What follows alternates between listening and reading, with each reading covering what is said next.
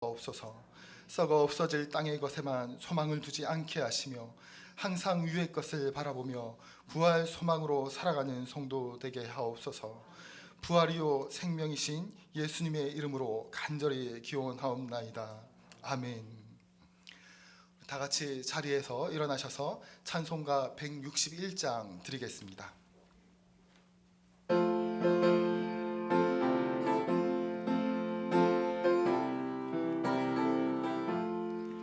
할렐루야, 우리 예수 부활 승천하셨네.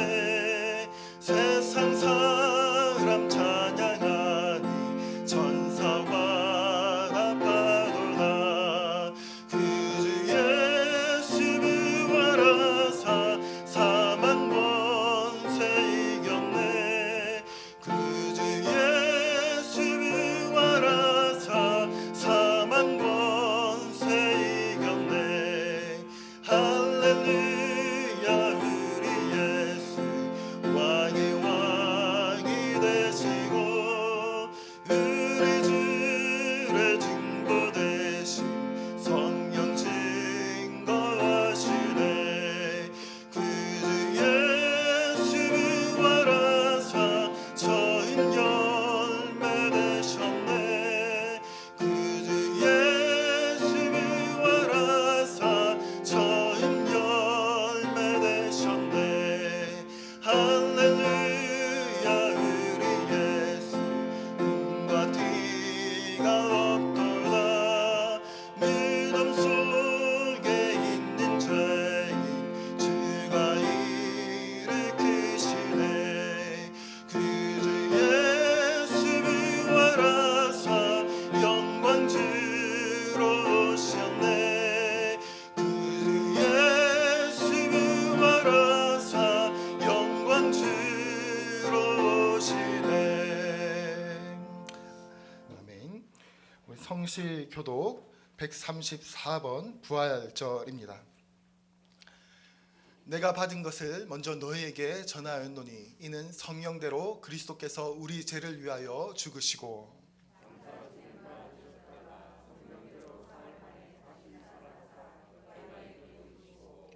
후에 12 제자에게와 그 후에 500여 형제에게 일시에 보이셨나니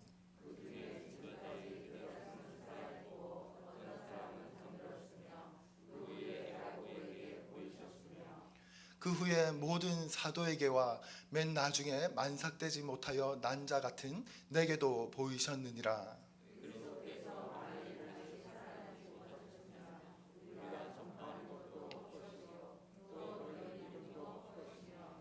만일 그리스도 안에서 우리가 바라는 것이 다만 이 세상의 삶뿐이면 모든 사람 가운데 우리가 더욱 불쌍한 자이리라.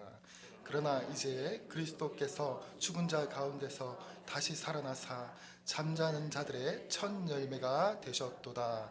아멘. 우리 사도신경으로 우리의 신앙을 고백하겠습니다.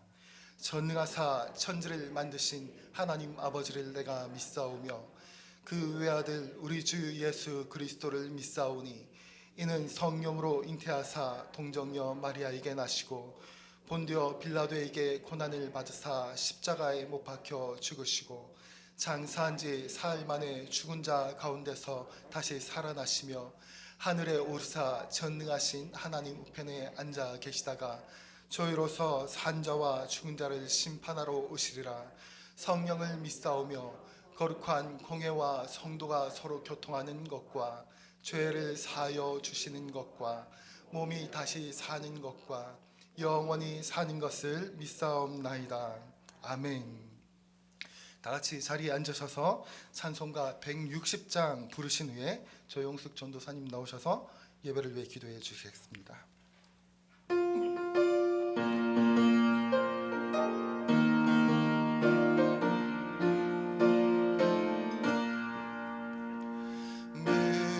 무덤에 머물러 예수 내 구주 새벽 기다렸네. 예수 내 주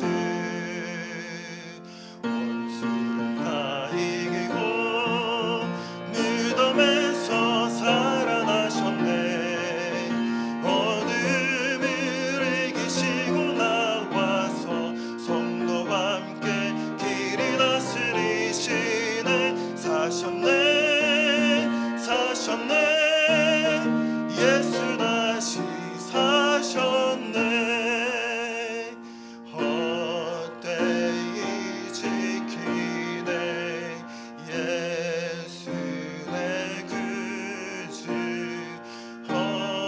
헛되이 원하네 예수 내 주 원수가 이기고 무덤에서 살아나셨네 어둠을 이기시고 나와서 성도와 함께 길이 다스리시네 사셨네 사셨네 예수 다시 사셨네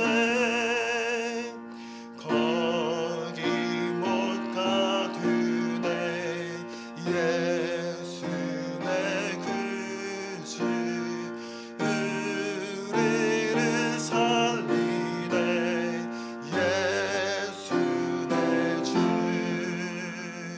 원수가 이기고 무덤에서 살아나셨네 어둠을 이기시고 나와서 성도와 함께 길을 다스리시네 사셨네 사셨네 예수 다시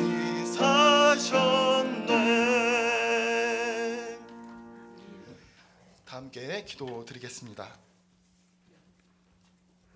온갖 새 생명과 꽃향기로 따스한 봄날 고난과 죽음의 길 물과 그 피를 다 쏟으시며 사망 권세를 이기시고 부활과 구원의 역사를 이루신 예수님 감사를 올려드리옵나이다. 영광 받아 주시옵소서. 죄와 허물로 젖어 있는 이 마음의 생각들을 십자가 앞에 내려놓으며 저 자신 착하고 의롭고 진실함의 성도로서 말씀과 기도로 살지 못했음을 회개합니다. 용서하여 주시옵소서. 보배로우신 예수님 보혈의 피로 깨끗하게 정결하게 씻어 주시옵소서. 세상에 이런 일이 부활의 아침이지만 온라인 예배로 애출이 자유롭지 못한 현재의 상황, 삶의 리듬이 깨어지고 세계적으로 어둡고 힘들며 바이러스 종식이 언제까지 계속될지 호흡이 있는 세계 만방의 모든 백성들 오만 불선함 만용을 버리고 현재의 이 길을 통해 가슴속 뼛속 깊이 깨달아 우리의 힘으로는 아무것도 할 수 없음을 고백하고 창조 질서에 어긋나지 않는 지혜로운 크리스찬들로 예배의 소중함을 더 크게 깨닫고 빠른 시일에 공적인 모든 예배가 활성화되어지도록 경건에 힘쓰도록 역사하여 주시옵소서. 겸손과 섬기심으로 이 땅에 평화로우신 예수님의 부활이 세계 열방을 향하여 예수 그리스도를 알지 못하는 백성들 부활의 기쁜 소식을 듣고 또 믿으며 구원과 영생의 기쁨을 모두 다 함께 누리게 하여 주시옵소서. 이 나라와 민족과 백성들이 하나님만을 의뢰하며 대통령과 이종자들 정직한 마음으로 의로운 정치로 하나님의 뜻 안에 거하며 복되게 살아가도록 역사하여 주시옵소서.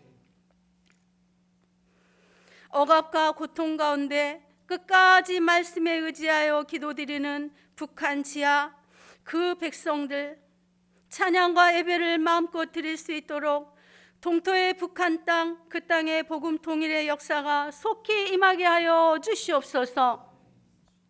15일 국회의원 투표일 당치도 않은 지키지도 못할 공약들을 내세우고 있습니다.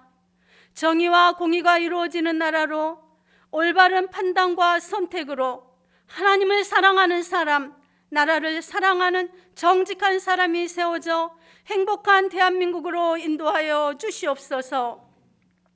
아름다운 시온산교회 하늘가족들, 유치부에서 장년에 이르기까지 예수님의 이름을 드높이고 예수님의 사랑 안에 빛과 소금과 그리스도의 향기로 죽어가는 영혼들을 구원하며 세상을 변화시키는 성도님 한 사람 한 사람으로 교회의 성장과 부흥의 큰 일을 이루게 하여 주시옵소서.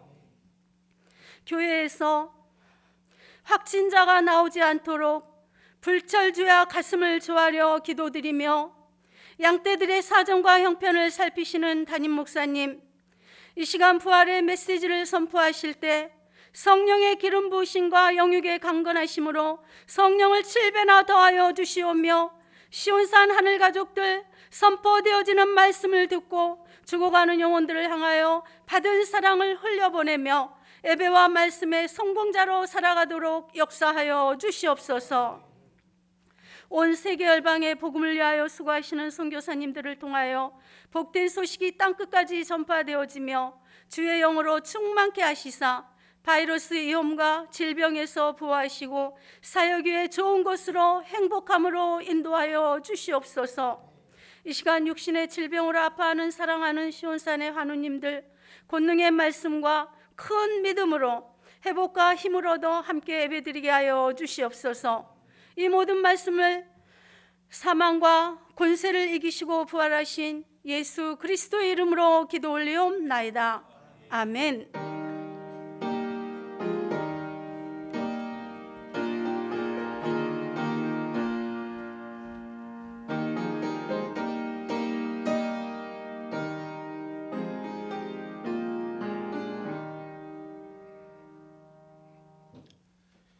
오늘 우리에게 주신 하나님 말씀은 요한복음 20장 11절로 18절 말씀입니다. 요한복음 20장 11절로 18절 말씀입니다. 함께 한 절씩 교독하도록 하겠습니다. 마리아는 무덤 밖에 서서 울고 있더니 울면서 구부려 무덤 안을 들여다보니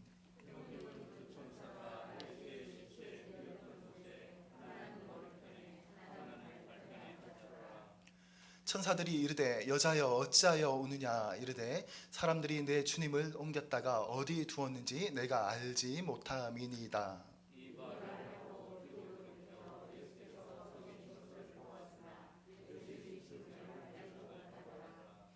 예수께서 이르시되 여자여 어찌하여 울며 누구를 찾느냐 하시니 마리아는 그가 동산지기인 줄 알고 이르되 주여 당신이 옮겼거든 어디 두었는지 내게 이루소서 그리하면 내가 가져가리이다.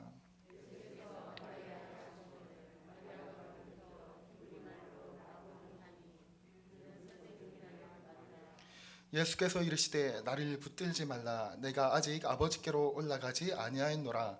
너는 내 형제들에게 가서 이르되 내가 내 아버지 곧 너희 아버지 내 하나님 곧 너희 하나님께로 올라간다 하라 하시니 막달라 마리아가 가서 제자들에게 내가 주를 보았다 하고 또 주께서 자기에게 이렇게 말씀하셨다 이르니라. 아멘. 시간에는 담임 목사님이 나오셔서 내게 찾아오신 부활의 주님이라는 제목으로 말씀 전하실 때 큰 은혜 받으시기 바랍니다.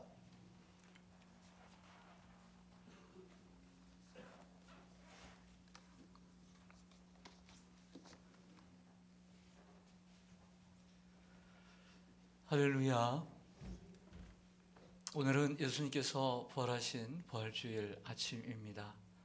사망 권세를 이기고 다시 사신 우리 부활의 주님을 찬양하고 또 경배합니다.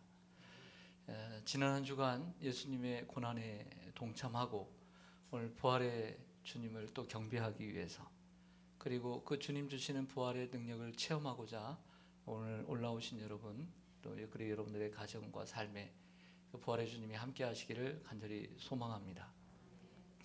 예수님께서 부활하신 후에 바로 승천하시지 아니하시고 40일 동안 이 땅에 부활의 몸으로 계시다가 승천을 하셨습니다. 근데 그 40일 동안 제자들과 가까운 사람들에게 공식적으로 12번 나타나셨습니다. 그 가운데 오늘 본문이 속해 있는 요한복음 20장에는 세 부류의 사람들에게 나타나는 장면들을 요한은 기록해주고 있습니다. 첫 번째는 부활절 아침에 예수님의 무덤을 찾은 막달라 마리아를 찾아와 만나 주셨고요. 그리고 그날 저녁에는 10명의 제자들이 있는 방으로 찾아와 그들을 찾아 만나 주셨고요. 그리고 8일이 지난 후에는 그 자리에 없었던 도마에게 찾아와 만나 주신 사건을 요한복음 20장은 기록해 주고 있습니다. 이 세 가지 이들을 찾아오신 부활의 주님을 통해서 나를 찾아오신 부활의 주님이라는 부활의 메시지를 전하고자 합니다. 첫 번째로는 울고 있는 막달라 마리아를 예수님은 찾아오셨음을 볼 수가 있습니다. 요한복음 20장 1절에서 막달라 마리아라고 분명하게 지칭을 하고 있습니다. 오늘 11절에서는 그냥 마리아라고 되어 있지만 또다시 18절에 보면 막달라 마리아라고 여러 마리아 가운데 막달라 마리아임을 정확하게 이야기하고 있습니다. 이 막달라 마리아는 안식 후 첫날, 즉 예수님이 부활하신 날 새벽 아직 어두울 때에 이 무덤을 찾았고요. 그리고 무덤을 찾았을 때에 이 무덤을 닫아둔 이 무덤의 이 돌이 옮겨진 것을 보고 놀랐고요. 그리고 그 안에 예수님이 시체가 놓인 곳을 바로 엊그제 보았는데 그 자리에 없는 걸 보고 또 소스라치게 놀라게 됩니다. 놀란 이 막달라 마리아는 이 근처에 자기 집에서 쉬고 있는 그 숙소에서 쉬고 있는 베드로와 다른 제자를 부르게 됩니다. 얼른 달려가서 이 다른 제자는 당연히 요한입니다. 요한복음에서 요한은 절대 그 등장 속에 자신의 이름을 거론하지 않습니다. 다른 제자, 예수님이 사랑하시는 제자, 바로 그는 무조건 요한입니다. 그 두 제자 가운데 어찌 요한의 이름을 몰랐겠습니까? 자기니까 이름을 감추는 것입니다. 요한이 젊어서 그런지 요한이 먼저 달려왔습니다. 그리고 베드로가 뒤다음에 와서 봤더니 정말 예수님의 시체가 없는 거예요. 그것을 믿었지만 그들은 자기의 집으로 돌아가 버립니다. 하지만 막달라 마리아는 돌아가지 않고 그 무덤 문 밖에 서서 울면서 그 무덤 문을 보면서 몸을 굽히고 그리고 또 예수님이 또 계시나 또 굽혀서 여러 차례 무덤 안을 보았다라고 이야기를 합니다. 불안하고 초조한 기색이 역력합니다. 마치 사랑하는 가족의 시체를 잃어버린 가족과 같은 모습이 아닙니까? 사실 부활절 새벽에 무덤을 찾은 여인은 마태복음 속에서는 2명으로 기록을 합니다. 막달라 마리아와 그리고 다른 마리아. 마가복음 속에서는 막달라 마리아와 야고보의 어머니 마리아 그리고 살로메라고 하는 여인의 이름을 거론하죠. 근데 누가복음 속에서는 그냥 여자들이라고 얘기합니다. 복수로 처리하죠. 근데 요한복음은 다 빼고 막달라 마리아 딱 한 사람만 기록해 주고 있습니다. 분명히 여러 여인들이 왔던 것이 사실입니다. 그런데 한 여인 막달라 마리아를 기록한 이유는 이렇게 생각이 듭니다. 예수님의 무덤을 찾자는데 그 의견을 제시하고 그리고 나아가는데 가장 적극적인 여인이었다. 그리고 그 여인들 가운데 예수님께 가장 많은 사랑을 보인 여인으로 생각이 듭니다. 누가복음 8장에 보면 과거 막달라 마리아는 들어보신 대로 7귀신이 들었던 참으로 불행한 여인이었습니다. 물에도 들어가고 불에도 들어가고 귀신에게 조롱당하는 여인이었죠. 근데 예수님을 만나서 고침을 받아 새로운 사람이 되었어요. 근데 그걸로 끝나지 않고 그 기쁨과 감사를 잊지 않고 예수님께 사랑을 보답하는 여인으로 살았습니다. 더더군다나 예수님을 사랑할 뿐만 아니라 살아있는 동안에 예수님과 제자들에게 자기의 소유로 섬겼다라고 누가복음 8장 3절은 기록해주고 있어요.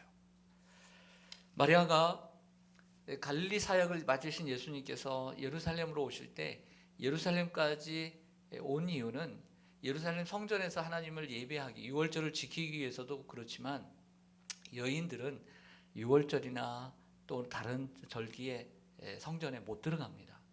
그러니까 찾아올 필요가 없었던 거죠. 그래서 다른 복음서를 보면 갈릴리에서부터 예수님을 섬기기 위해서 따라왔다 이렇게 기록되어 있어요. 그러니까 예수님을 위해서 그들은 저 먼 갈릴리에서부터 예루살렘까지 따라왔던 것이죠. 예수님을 향한 마리아의 사랑은 한결같았고 그리고 변함이 없었습니다. 반면에 예수님의 제자들은 예수님을 배신하고 팔고 부인하고 도망쳤죠. 마리아는 예수님의 곁을 계속해서 지켰습니다. 언제까지 지켰습니까? 예수님이 재판을 받는 과정, 그리고 골고다 언덕에 올라가는 비오돌로라서라고 하는 그 길을 같이 갔습니다. 십자가에 죽으신, 부활하시는 순간까지. 여러분, 이게 정말 그가 보여준 사랑이었습니다. 아가서 8장에는 마지막 장에 이런 얘기를 하죠. 사랑은 죽음같이 강하다라고 한 것처럼 그녀의 주님을 향한 사랑은 죽음같이 강했습니다. 십자가까지 함께 했으니까요. 그리고 수월같이 잔인한 것이었습니다. 왜요? 그 부활의 주님을 찾았기 때문이죠. 저는 오늘 마리아에게서 오늘 11절, 12절을 보면 울음이라고 하는 단어가 4번이 등장합니다. 그 마리아의 기사를 보면 그 울음에 조금 저는 집착을 하고 싶습니다. 마리아는 무덤 밖에 서서 울고 있었고요. 서서 이렇게 울고 있었어요. 예수님의 시체를 잃어버렸으니까. 그리고 이렇게 몸을 굽혀 울면서 저 무덤에 예수님이 분명히 안 계심에도 불구하고 계속해서 예수님의 시체를 보면서 울었다라고 얘기합니다. 이때 두 천사가 나타나죠. 두 천사가 나타나서 여자여 왜 우느냐라고 물었습니다. 그리고 그 천사들과 이야기를 하는 도중에 예수님이 슬며시 나타나시죠. 그리고 말씀하십니다. 여자여 왜 우느냐? 그리고 누구를 찾느냐? 동산지기인 줄 알았지만 그분이 예수님인 것을 보여주십니다. 그리고 부활의 주님을 만남으로 마리아의 눈물이 씻겨집니다. 예수님은 그 여인의 눈물을 아셨고요. 네, 왜 우느냐? 알면서도 물으셨어요. 주님은 때때로 우리의 눈물의 이유를 아시면서도 물으십니다. 아시죠? 모르실 리 없어요. 그리고 주님은 아시죠? 그리고 눈물을 닦아주시죠. 그리고 그 눈물샘까지 닿게 만들어 주신 줄로 믿습니다. 그리고 기쁨으로 그 슬픔의 여인이요, 그 부활의 소식을 듣고 슬픔의 사람이 선교사로 변하게 됩니다. 주님은 우리의 슬픔도 아시고 눈물도 아신 줄로 믿습니다. 마리아처럼 한결같이 평생을 하나님이 주시는 소명과 사명을 붙잡고 날 구원해 주신 그 구원의 은총 속에서, 그리고 하나님께서 나를 위해서 맡겨주신 사명과 내게 주신 교회와 내게 주신 사명과 내게 주신 역할을 감당하기 위하여 눈물로 지새우는 성도들의 눈물을 아십니다. 평생 주님을 위해서 아낌없이 흐르는 땀과 눈물을 주님은 아십니다. 남들이 알아주지 않아도 그 교회를 위해, 주님의 몸된 교회를 위하여 자신의 인생과 자신의 몸을 바쳐 희생하는 성도의 눈물을 주님은 아십니다. 그리고 우리가 인간이기 때문에 여러 가지 인생의 질병과 그리고 고난으로 인해서 흐르는 눈물을 아십니다. 또한 우리는 별 수 없는 인간이기에 우리는 가정에서 남편과 아내와 그리고 부모와 자녀 간에, 그리고 때로는 성도 간에, 때로는 사람들과 관계 속에 매일매일 한숨지며 아파하고, 때로는 후회하며, 때로는 남을 탓하며, 가만히 돌아보면 못난 자신들을 돌아보며 슬퍼하고 아파하는, 부족한 자신을 바라보며 고통하는 여러분들의 눈물도 주님은 아십니다. 오늘 부활의 주님은 평생 주님을 위해서 헌신하며 주님의 몸된 교회를 위하여 아낌없이 삶을 드리는, 어디든지 따라가겠노라고 죽음의 그 순간까지 따라가겠다라고 하며 그 순교자의 정신으로 주님을 따라가는 성도들의 눈물을 아시고 닦아주실 줄로 믿습니다. 여러 가지 질병과 고난에 눈물을 흘리시는 그 눈물도, 아파하는 그 눈물도 주님이 아시고 닦아주실 줄로 믿습니다. 그리고 어쩔 수 없는 인간이기에 삶 속에서 조그마한 일들이 얼마나 많이 있습니까? 그 가운데 아파하는 우리 연약한 인간의 눈물도 그 마음속에 남에게 드러내지 못하고 혼자 조금씩 흐르는 그 뚝뚝 흐르는 그 마음의 눈물을 주님이 하시고 닦아주실 줄로 믿습니다. 오늘 부활의 아침입니다.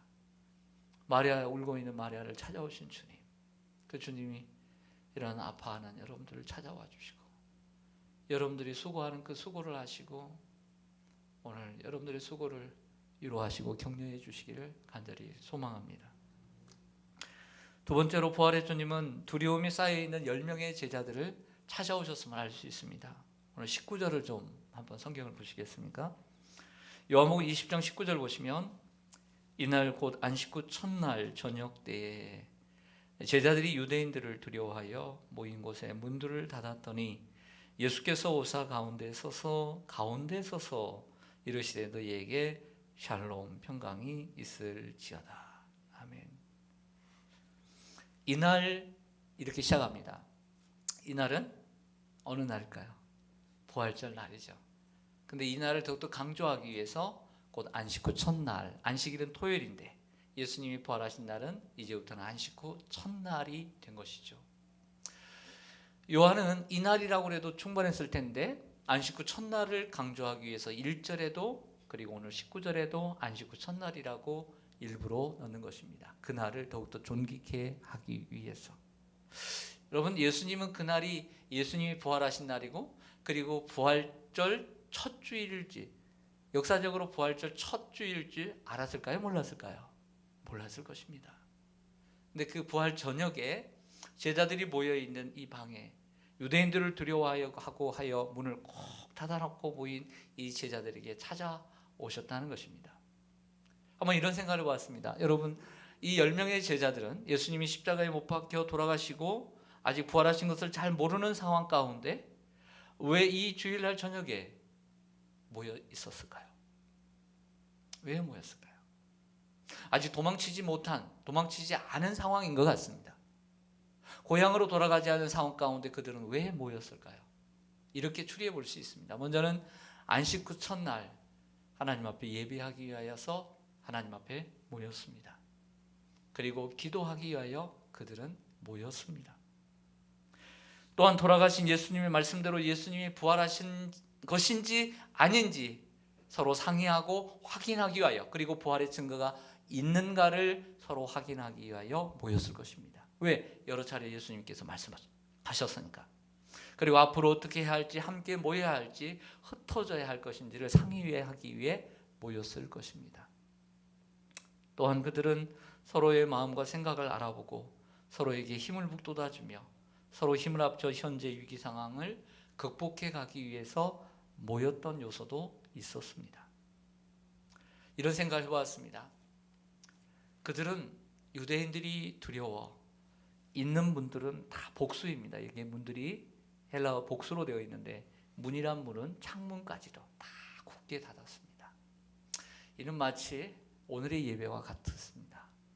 오늘 부활주일이 되었지만 우리 한국교회, 세계교회 얼마나 많은 교회들이 문을 닫고 예배를 못 드리고 있습니까?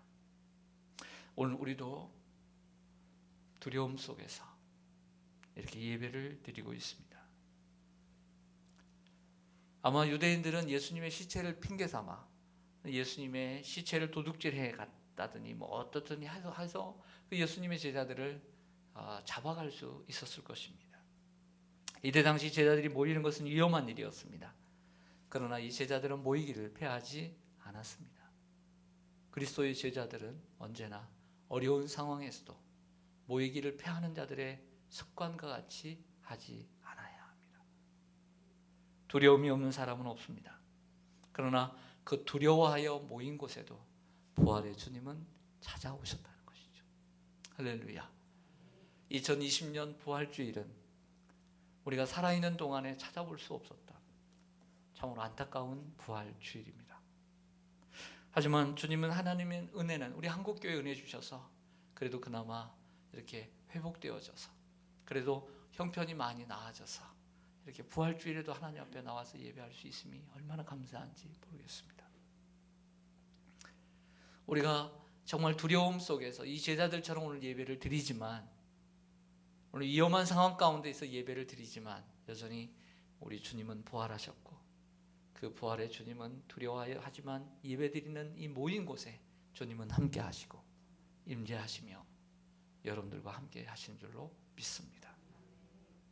두려워하여 모인 제자들에게 예수님은 그냥 떠나시지 않고요, 우리가 잘 살펴보지 못하는 5가지 선물을 주고 가십니다. 몇 가지 선물을 주신다고요? 5가지 선물을 주고 가십니다. 먼저 19절을 보시면요, 예수님께서 평강을 선물로 주십니다. 제가 그 이스라엘에 전화를 하게 된 경우가 있어요. 그랬더니 저쪽에서 뭐라고 하냐면 샬롬 이렇게 받더라고요. 지금도. 알면서도 되게 깜짝 놀랐어요. 바닷물에 들어갔더니 정말 짜더라고요. 알면서도 놀랐어요. 그처럼 샬롬이라고 받으니까요, 제가 우와 놀라면서도 기쁘더라고요. 인사를 나눠주셨습니다. 두려워하고 있는 제자들에게 평강을 주시는 주님, 그들을 책망하지 아니하시고 따뜻하게 인사하시는 주님이었습니다. 교회는 또 성도들은 평강으로 충만해야 될 줄로 믿습니다. 평강을 선물로 주셨습니다. 우리 교회가 평안하기를 원합니다. 교회가 평안해야 여러분들이 평안합니다. 우리 한국교회 그리고 우리 한국에 평안을 주시기를 원합니다. 나라가 평안해야 우리가 평안합니다. 그리고 성도들에게 나라의 평안을 위해 기도하라고 했습니다. 두 번째 주신 선물은요, 20절에 보면 예수님은 부활의 증거를 선물로 주셨습니다. 내 손과 옆구리를 보라 하고 했습니다. 여러분, 손에는 뭐가 있습니까? 못자국이 있습니다. 옆구리에는 뭐가 있습니까? 장자국이 있습니다. 예수님의 이 고난의 흔적을 보라는 것입니다. 교회는 무엇입니까? 교회는 부활의 증거와 확신을 가지고 있는 공동체인 줄로 믿습니다. 그리고 교회는 부활의 증인들의 모임인 줄로 믿습니다. 교회가 뭐가 없으면 안 됩니까? 예수님의 부활의 확신이 없으면 가짜입니다. 교회는 십자가의 그 흔적과 그리고 부활의 증거가 있어야 될 줄로 믿습니다. 우리 시온산 교회도 이러한 부활의 증거를 보여주시기를 원합니다. 세 번째로 예수님은 제자들에게 교회를 세우는 사명을 주고 가셨습니다. 21절에 보면 샬롬, 아버지께서 나를 보내신 것 같이 나도 너희를 보내노라. 대단히 중요한 것입니다. 아버지께서 세상에 예수님을 보내셨습니다. 사명을 주시고, 마찬가지로 예수님은 하늘과 땅의 모든 권세를 주신 아버지께 간구하노니 이 제자들에게 모든 민족을 제자 삼는, 그리고 세례를 베풀고 가서 가르치고 지키게 하는 사명을 교회에 주신 줄로 믿습니다. 사랑하는 여러분, 주어진 사명을 감당할 때 어려움도 있겠지만 주님은 다시 평강을 주시고 주님이 함께 하시니 담대하라고 격려하십니다. 아버지께서 나를 보내신 것 같이 나도 너희를 보내노라. 교회는 보냄받은 공동체, 에클레시아, 하나님께 부름받을 뿐만 아니라 다시 보냄받은 공동체인 줄로 믿습니다. 네 번째로 예수님은 제자들에게 성령을 주셨습니다. 22절 보시면 예수님은 제자들을 향하여 뭘 내셨어요? 숨을 내쉬며 뭘 받으라? 성령을 받으라. 숨을 내셨습니다. 숨을 내셨다는 것은 예수님이 살아계시다는 것을 보여주는 증거죠. 이것을 시각과 청각으로 보여주셨습니다. 그리고 성령을 받으라는 것은 이러한 사명을 감당하기 위해서는 예수님의 생명과 능력이 필요하다는 거죠. 우리가 주님의 능력과 생명으로, 그 성령의 능력으로 주님께서 우리에게 주신 사역을 감당해야 될 줄로 믿습니다.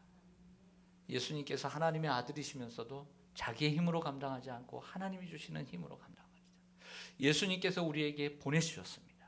우리의 힘으로가 아니라 성령의 힘으로 우리가 그 사명을 감당하기를 원하십니다. 다섯 번째로 죄사함의 권세를 우리에게 선물로 주셨습니다. 23절에 보면 너희가 누구의 죄든지 죄를 사하면 사하질 것이요. 죄사함은 하나님과 그의 아들 예수 그리스도의 고유한 권한이죠. 권능입니다. 이 하나님의 고유한 권능, 그래서 예수님께서 많은 사람들에게 내 죄사함을 받았느니라고 할 때 바리새인들과 대제사장들이 바로 이것 때문에 신성모독이라고 한 거예요. 하나님만이 하실 수 있는 죄사함의 권세를 어찌하여 네가 해야 하느냐. 아주 못된 사람이다. 이단이라고 했던 거죠. 그런데 예수님은 죄사함의 권능을 가지신 분이시고 이 죄사함의 권능을 누구에게 맡기시냐면 제자들, 교회에게 맡겨주신다는 거예요. 대단히 중요합니다. 하나님과 예수님의 고유한 권한인 죄사함의 권한을 주셨다는 것은 우리 교회에게 하나님의 전권을 맡겨주셨다라고 하는 사실을 가르쳐주는 거죠. 성도 여러분, 솔직히 교회는 불완전합니까? 완전합니까? 불완전합니다. 주님은 아실까요? 모르실까요? 아시죠. 여러 교회를 섭렵해 보신 분들, 교회 인간적인 냄새들이 날 때가 많습니까? 안 많습니까? 많죠. 저는 참 그래도 참 감사합니다. 우리 시온산교회 33년의 역사 가운데 그렇게 인간적인 냄새를 많이 풍기지 않게 하셔서 너무 감사하고, 사랑하는 우리의 자녀들에게 보이지 말아야 될 일들 보이지 않게 해주셔서 감사하고, 또 주님을 겸손하게 섬길 수 있는 교회가 되게 해주셔서 감사하고, 할렐루야. 예수님 교회의 불완전성을 너무나 잘 아시고 인간이 우리에게 두려움이 있는 것도 잘 아십니다. 그러나 예수님은 교회를 선택하셨고 교회에 권능과 사명을 주셨고 그 교회를 사랑하신 줄로 믿습니다. 그래서 교회는 주님의 몸이요, 그리고 이 땅의 소망입니다. 유일한 소망. 주님께서 사랑하신 교회를 부족함이 있다고, 두려움이 있다고 어떻게 멀리하겠습니까?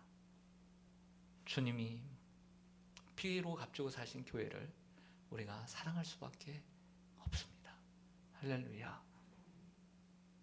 이것이 바로 부활절을 맞는 우리에게 주시는 주님의 메시지예요. 세 번째로, 부활의 주님은 의심하는 도마를 찾아와 주셨습니다. 24절 보시겠습니다. 12제자 중에 하나로서 디두모라 불리는 누구는, 도마는 예수께서 오셨을 때에 함께이지 아니한지라. 아멘. 저를 보시죠.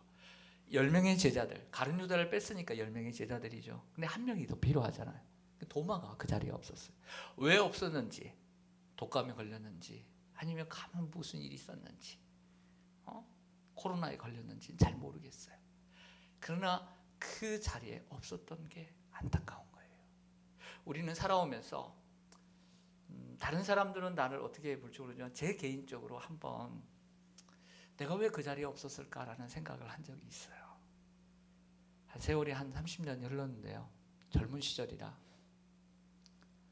참 가끔씩 생각나고 쑥스럽고 도망치고 싶고, 내가 왜 그 자리에 없었을까? 이런 일이 하나 있어요. 내가 그 자리에 있었으면 좋았을 텐데. 좀 더 개인적인 얘기예요. 여러분도 살아가면서 내가 왜 그 자리에 없었을까? 내가 그 자리에 있었어야 하는데, 이런 생각 하신 적 없으세요?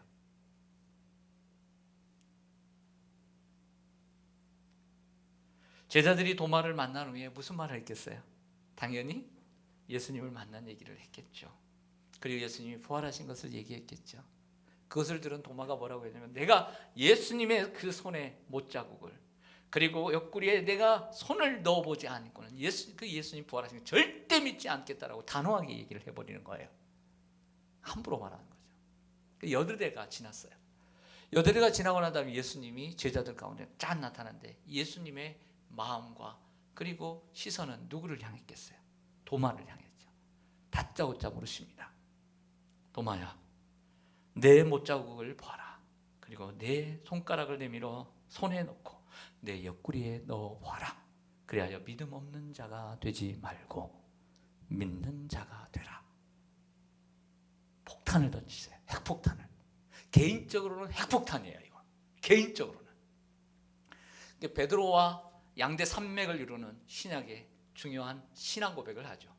주는 그리스도시요 살아계신 하나님의 아들이십니다 라고 했던 베드로처럼 주님은 나의 주시며 나의 하나님입니다. 이 멋진 신앙의 고백을 날리게 됩니다. 그러면 되는 거예요. 부족해도 주님을 만났을 때의 반응을 잘하면 되는 거예요. 그러자 예수님께서 너는 나를 본고로 믿느냐? 보지 못하고 믿는 자들은 복되도다라고 말씀하시죠. 여러분, 지금 우리는 예수님을 볼 수 있어요, 없어요? 못 봐요. 예수님의 그 못자국을 만질 수 있어요, 없어요? 없어요. 어떻게 주님을 믿어요? 어떻게 주님을 믿어요? 그렇죠. 성경은, 그리고 예수님은, 예수님이 말씀할 때는 신약 성경이 기록되지 않았는데 기록되기 전에 예수님은 또다시 강조합니다. 너희는 보지 못하고 너희는 만지지 못해도 내가 말한, 그리고 성경의 저자들은 이 기록된 책을 통하여 예수님의 십자가의 죽으심과 부활을 얼마든지 믿을 수 있다. 수많은 이 세상의 책들로 다 기록할 수 있지만 이 책만을 기록한 것은 충분히 예수 그리스도께서 구세주이시고 그분을 믿음으로 영원한 생명을 누릴 수 있다는 것을 분명히 알 수 있기 때문에 이 책을 기록한 것이다 라고 말씀하고 있는 줄 믿습니다. 말씀을 통해서 믿을 수 있는 거예요. 여러분들 9절 한번 보실까요? 요한복음 20장 9절. 그들은 성경에 그가 죽은 자 가운데서 다시 살아나야 하리라 하신 말씀을 아직 알지 못하였더라. 30절로 가보겠습니다. 예수께서 제자들 앞에서 이 책에 기록되지 아니한 다른 표적도 많이 행하였으나 오직 이것을 기록함은 너희로 예수께서 하나님의 아들 그리스도이심을 믿게 하려 함이요 또 너희로 보고 너희로 믿고 그 이름을 힘입어 생명을 얻게 하려 함이라. 할렐루야. 하나님의 말씀을, 성경은, 바울은, 예수님은 기록된 하나님의 말씀으로 그 후 사람들이 다 믿을 수 있다라고 했어요. 너무 표적과 기적을 구하지 마세요. 하나님의 말씀을 붙들고 사시기를 바랍니다. 어제 그것이 알고 싶다. 오래간만에 너무 그 신천지에 대해서 그것이 알고 싶다는 대단한 프로예요. 그것이 알고 싶다는 대단한 정보력을 가지고 있는 대단한 프로예요. 역사적으로 전통적인 프로예요. 그런데 말입니다. 예, 이 김상중이 그렇게 하죠. 우리 아들 표현으로 보면 김상중이 사회를 볼 만한 정도면 얼마나 그 프로가 대단한 프로냐 이런 얘기를 하더라고요. 애들이 보는 관점입니다. 신천지의 이만희는 미장이었습니다. 그는 1950년대에 전도관 박대선을 따라다녔어요. 열심히 일을 했어요. 가짜라는 게 드러나서. 그래서 과천에 있는 증거장막성전으로 옮겼어요. 유재열이 이끄는 18세 소년이 얼마나 설교를 잘하는지. 근데 사기가 됐어요. 여기도 시한부 종말론으로 끝. 여기 증거장막성전도 시한부 종말론으로 끝. 정말 그들은 믿었나 봐요. 고소를 하고, 그리고 다른 데로 한 군데 더 옮겨가다가 세 군데를 섭렵하고 난 다음에 1980년대에 자기 신천지 증거장막성전을 세우게 되는 거예요. 모두 다 이런 신흥 종교, 시한부 종말론을 따르는 거죠. 근데 이 유재열이라고 하는 증거장막성전의 이 교주가 미국 교도소 생활을 한 1년 하고 미국으로 갔다가 돌아와서 이것저것 했다면 사업을 잘했는데 얼굴을 보고 싶어서 저는 어제 좀 늦게까지 졸리는데 봤는데 얼굴은 결국엔 안 보여주더라고요. 근데 유재열이 2장에 타이핑을 쳐가지고 자기 대답을 했어요. 첫 번째 대답. 자기는 개인적으로 그렇게 믿고 있는데 개인적인 해석이었다. 내가 재림주고 그랬어요. 재림주다. 그리고 결국에는 예수님이 곧 그 세상이 변화될 날이 오리다. 그래서 3년 6개월 후에 딱 왔는데, 그래서 이런 얘기를 마지막에 참으로 후회스럽고 내가 회개하고 후회합니다. 이렇게 썼어요. 회개하고 후회합니다. 자식들에게 자신의 과거를 감추고 살았대요. 내가 과거에 그런 전적이 있었던 걸 알까봐. 하나님 말씀을 믿고 살아가시길 바랍니다. 하나님 말씀을 바르게 믿고 나가야 돼요. 도마에게 찾아오셨다는 것은 두 가지 의미가 있는데요. 그것은 부활을 믿지 않는 성도들에게 찾아오셨다는 거예요. 생각되시죠? 오늘날 예수님의 부활이 잘 믿어지지 않는 성도들이 있습니다. 도마를 찾아오신 주님이 부활을 확실히 믿지 못하는 성도들에게도 찾아와 주시기를 원합니다. 제자들이 한 말 가지고 어떻게 다 믿을 수 있어요? 아니면 여러분들이 전하는 말 가지고 사람들이, 가족들이 다 믿겠습니까? 안 믿을 수도 있잖아요. 오늘 그들에게도 예수님은 찾아와 주십니다. 생물학적으로도 있을 수 없고 의학적으로도 불가능하고 과학적으로도 증명되지 않은 일이라고 생각했을 것입니다. 어떤 종교는 죽으면 끝이라고 얘기합니다. 어떤 종교는 윤회가 있다고 합니다. 윤회도 두 가지인데 업보가 없으면 바로 윤회합니다. 다른 동물과 생물로. 그러나 업보가 많으면 돌고 돌다가 나중에 고생을 하다가 윤회가 되는 거죠. 그래도 좀 어느 정도 잘 살아야 괜찮은 동물로 윤회한답니다. 그렇게 살고 싶습니까?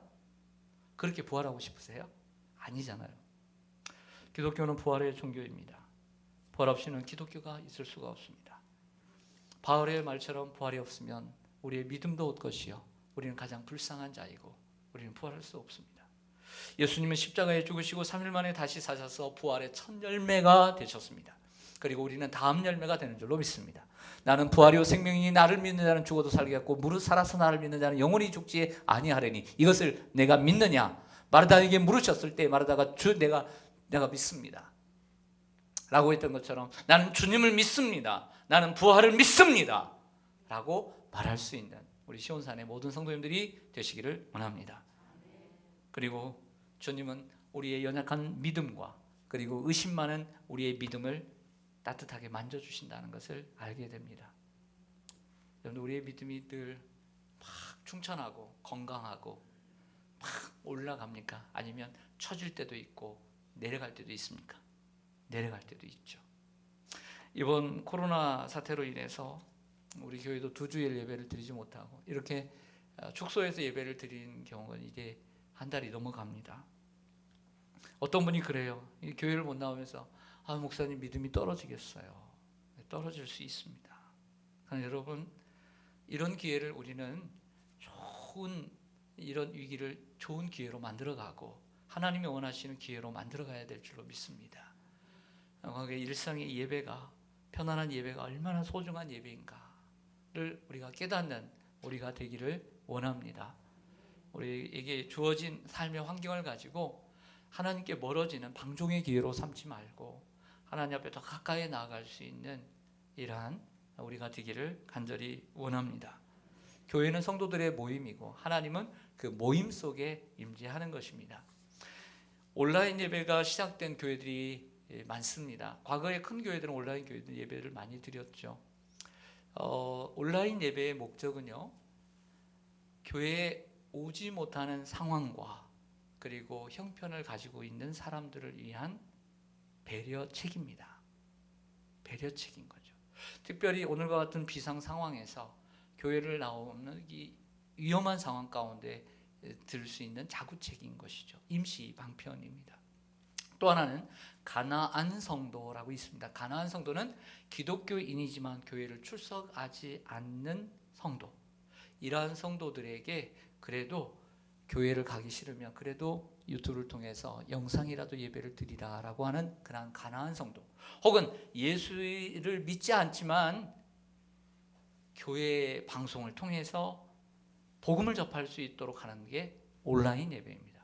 그리고 온라인 예배의 목적은 뭐냐? 그것도 있지만 또 하나는 이런 온라인 예배를 통해서 오프라인 예배로, 즉 현장 예배로 나오게 하는 징검다리가 되는 것이지, 오프라인 예배에서 온라인 예배로 가라고 만들어진 게 아니라 온라인 예배를 통해서 좀 더 교회를 가까이 볼 수 있도록, 그리고 비상 상황에서 예배를 드리면서 지낼 수 있도록 하는 것이지, 온라인 예배로 계속 가라는 게 아니에요. 온라인 예배는 오프라인 예배로 나아갈 수 있는 지름길로 보여지고 또 그렇게 나아가야 한다는 것이죠. 어서속히 환경이 나아져 온 성도가 교회에 나와 예배드릴 수 있는 날이 오기를 원합니다. 말씀을 정리하겠습니다. 부활의 주님, 무덤 밖에서 주님을 사랑하는, 정말 평생 주님을 위해서 그 받은 은혜 감사해서 내 평생 주님을 떠나지 않고 한결같이 변함없이 정말 내가 주님을 끝까지 믿겠다, 그러면서도 그게 어찌 쉬운 일이겠습니까? 그 평생 좋은 것들을 뒤로하고 주님을 위해서 내 몸과 마음과 정성과 힘을 다하여 살아가는 그 걸음이 어찌 쉬운 길이겠습니까? 그러나 그 십자가의 길을 걸어가는 그 여인의 눈물을 아시고 찾아와 주셨어요. 때로는 주님 앞에 모이기는 모이지만 두려움 속에, 위험함 속에 모이는 성도들의 모임 속에도 찾아와 주시고, 의심 많은 연약한 믿음을 가지고 있는 도마에게도 찾아오신 주님. 사도 바울이 이런 얘기를 합니다. 부활장 고린도서 15장에 이렇게 얘기를 하죠. 예수 그리스도께서 성경대로 죽으신 지 사흘 만에 다시 부활하셨다. 그리고 게바에게 보이시고 오벽의 형제에게 보이시고 야고보에게도 보이시고 많은 형제에게 보이셨다. 그리고 만삭되지 못한 나에게도 보이셨다. 따라가겠습니다. 나에게도 보이셨다. 다시 한번요. 나에게도 보이셨다. 그 사람들에게 보인 것도 중요하지만 가장 중요한 건 오늘 나에게 찾아오신 주님, 그 주님을 만나는 것이 중요한 줄로 믿습니다. 여러분 어떤 상황 가운데 계십니까? 마리아처럼 주님 때문에, 주님을 위해서, 혹은 질병과 아픔 가운데, 그리고 가정 가운데, 삶 가운데 너무 힘들어 매일매일 울고 계시지는 않습니까? 혹은 두려움 가운데 코로나 때문에 두려워하고 계시지는 않습니까? 혹시 주님의 부활을 믿지 못하고 믿음이 없어 의심이 많지는 않습니까? 혹은 교회에 반감을 갖고 계시는 분이 계시지는 않습니까? 하지만 주님은 우리를 사랑하시고 그리고 우리를 찾아와 주신 줄 믿습니다. 우리가 어떤 모습이든 부활의 주님은 찾아와 주십니다. 오늘 그 부활의 주님을 만나서 사도 바울처럼 정말 변화되고 예수님을 박해하던 바울을 정말 예수님의 택한 그릇으로 만드신 것처럼 여러분을 만나주시고 새롭게 해주시기를 주님의 이름으로 간절히 축원합니다. 아멘. 기도하겠습니다. 아버지 하나님, 제자들을 찾아와 주시고 여인을 찾아와 주신 주님, 오늘도 살아계셔서 내 눈물을 아시고 내 두려움을 아시고 내 믿음을 아시고 내 형편을 아시는 주님, 하나님 나에게도 찾아와 주시옵소서. 그 부활의 주님을 가지고 그 부활의 주님을 경험하고 그 부활의 주님과 함께 하나님 남은 생에 하나님 정말 힘있게 살게 하여 주시옵소서. 예수님의 이름으로 기도하옵나이다. 아멘.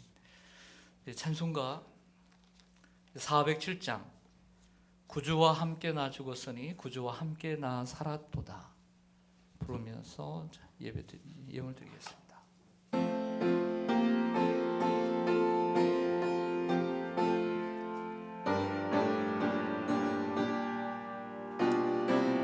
(1절과) (4절) 부르겠습니다.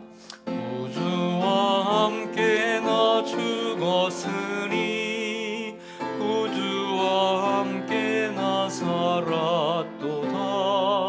영광의 그날에 이르도록 언제나 주만 바라봅니다.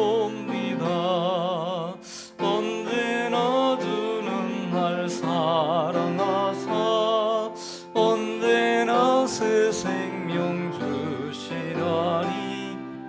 영광 그날에 이르도록 언제나 주만 바라봄. 내 몸의 약함을 아시는 주, 못 고칠 질병이 아주 없네. 괴로운 날이나 기쁜 때나 언제나 나와 함께 계시네. 언제나 주는 날 사랑하사 언제나 새 생명 주시나니. 영광의 그날에 이르도록 언제나 주만 바라봅니다.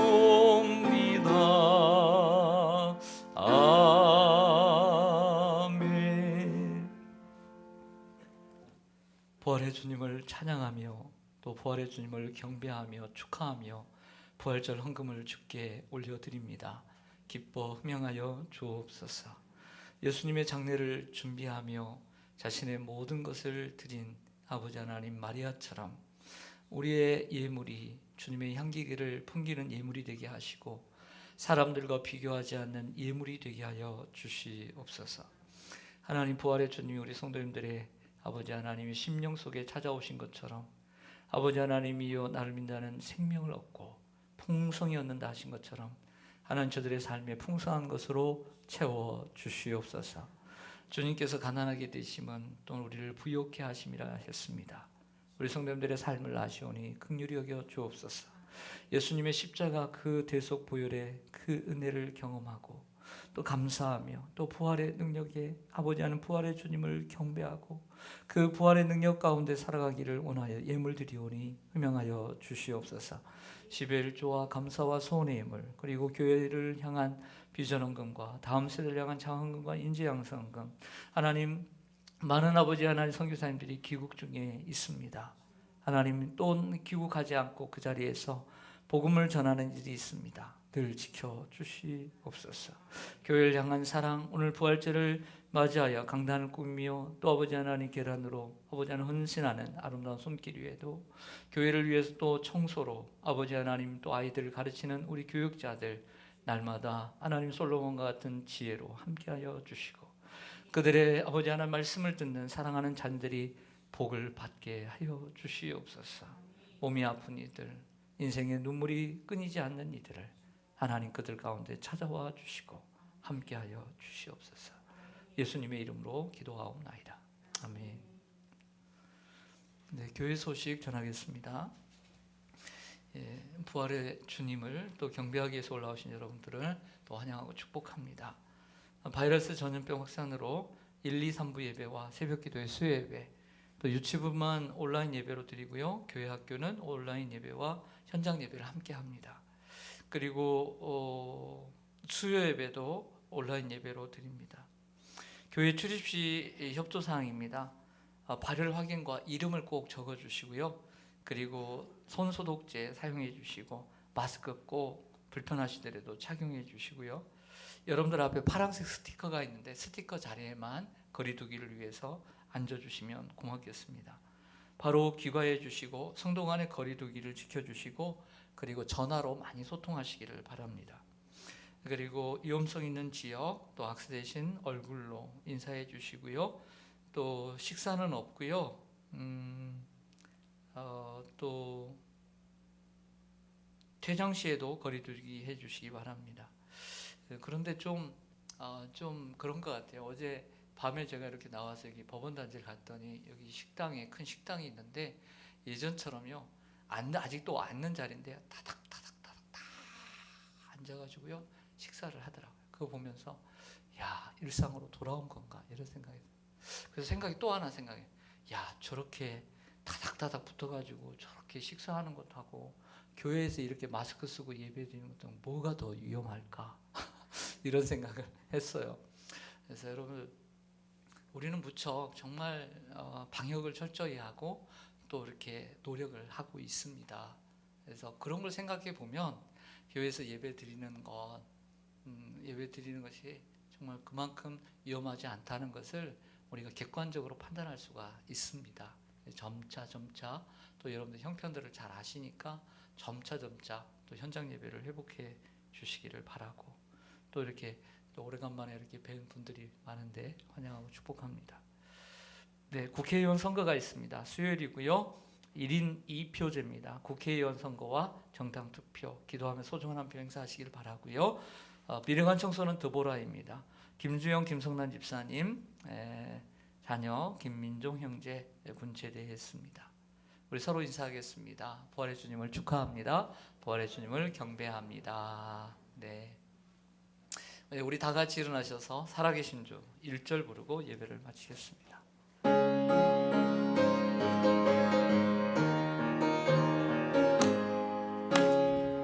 주 하나님 독생자 예수 날 위하여 오시었네. 내 모든 죄 용서하시고 죽음에서 가사를 또박또박 생각하면서 다시 한번요. 주 하나님 독생자 예수 날 위하여 오시었네. 내 모든 죄 용서하시고 죽음에서 부활하신 나의, 우리 다 같이 오른손 들어 찬양합니다. 살아계신 주, 나의 참된 소, 두려움이 사라지네, 명음이 사라지네.